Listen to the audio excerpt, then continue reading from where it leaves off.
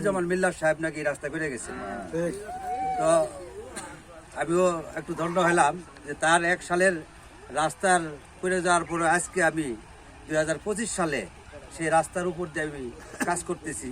এটা আবারও ভালো লাগতেছে যে সামনে হয়তো নির্বাচন আছে, সেই নির্বাচনের ক্ষেত্রে তাদের হয়তো বা কাজে লাগবে। তো আপনারা যারা এলাকার পাশে আছেন আমাদের জন্য দোয়া করবেন। সাবেক এমপির জন্য, যেহেতু সেই রাস্তাটা করছে, সামনে নির্বাচন আসলে আপনাদের যে দাবি পাকা করার, সেই দাবি নিয়ে আপনারা তার কাছে যাবেন। হয়তো সেদিন আমরা থাকবো কিনা জানি না। আজকে আমি মাটি কেটে দিয়ে যাই, নির্বাচনের পর হয়তো বা আপনারা এই এলাকাবাসী যদি যান তাহলে হয়তো বা পাকা করা সম্ভব হবে।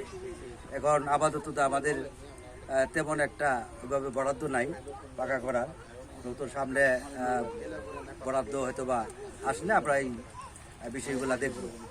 তো সবার